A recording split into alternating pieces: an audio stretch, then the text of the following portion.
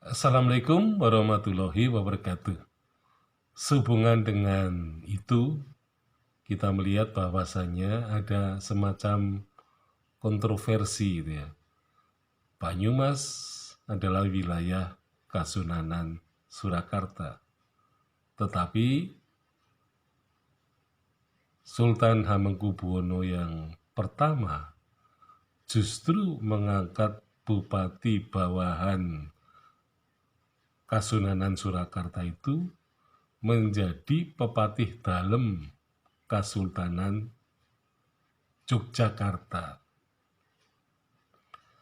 Jadi anak buah musuh atau anak buah saingan diangkat sebagai bawahan. Nah, kelihatannya ini suatu kontroversi. Ya. Nah, tetapi sebenarnya kalau kita melihat sejarah ya, masa muda Pangeran Mangkubumi, tampaknya pengangkatan Yudanegara III sebagai Bupati Dalem adalah merupakan hal yang sangat wajar.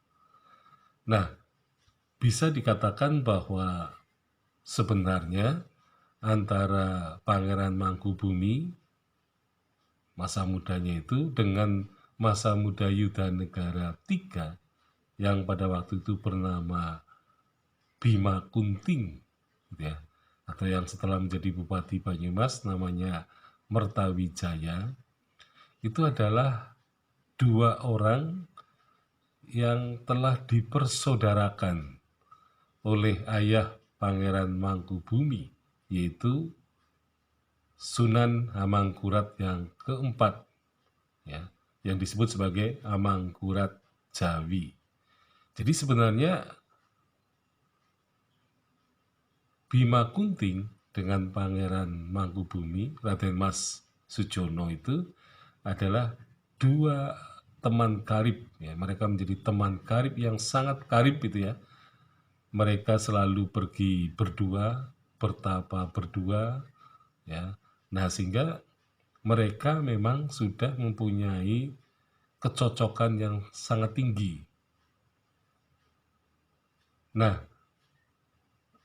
apalagi Bimo Kunting ini tidak bisa menjadi Bupati Banyumas sepeninggal ayahnya yang wafat di Pendapa Sipanji. Nah, sehingga ketika penggantinya itu juga berbuat kesalahan, maka kemudian Bima Kunting inilah yang dijadikan penggantinya. Jadi pengganti ayahnya kemudian menjadi pengganti kakak iparnya itu. Nah, akhirnya Bima Kunting menjadi Bupati Banyumas dengan gelar ya namanya Mertawijaya, tetapi kemudian menggunakan gelar yang nunggak semi gitu ya, yaitu Tumenggung Yudanegara yang ketiga ya. Jadi ini merupakan dinasti Yudanegara pada Bupati-Bupati Banyumas. Nah, karena itu sebenarnya ketika perang pecah, perang Mangkubumi misalnya, sebenarnya pertemuan di medan perang pun antara pasukan Banyumas dengan pasukan Mangkubumi itu sebenarnya tidak terjadi perang yang sungguh-sungguh ya, karena mengingat mereka berteman sejak anak-anak bahkan telah dipersaudarakan itu. Nah, tetapi dalam peristiwa perang itu salah seorang adik dari Yudanegara yang ketiga ternyata mempunyai semangat heroik yang tinggi sekali, tetapi ia kemudian menggunakan pakaian yang pakaiannya itu seperti pakaian orang atau katakanlah prajurit Belanda, sehingga kemudian ia dijadikan objek penyerangan ya. Jadi rupanya pasukan Pangeran Mangkubumi tidak mengenali adik dari Yudanegara yang ketiga ini. Nah, sehingga dalam perang akhirnya orang yang bernama Ngabei Dipayuda, yaitu Ngabei Pamerden Pamerden yang akhirnya menjadi Purbalingga itu akhirnya gugur di medan perang. Jadi gugurnya Dipayuda ini memang membawa luka ya, karena ia belum mempunyai keturunan yang mampu ya. Jadi anaknya masih kecil-kecil, sehingga tidak ada anaknya yang menggantikan kedudukan ayahnya di Pamerden. Nah, dengan gugurnya inilah kemudian keturunannya akan terlunta-lunta ya, tidak mempunyai jabatan karena memang belum waktunya. Dan nanti ternyata bahwa nasib keturunan Dipayuda I itu akan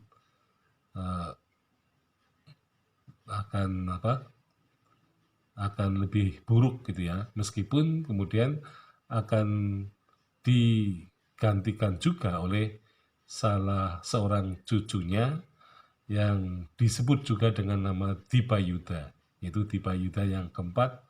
Sebelum itu memang pernah menjadi Ngabei Pamerden sebagian atau separuh.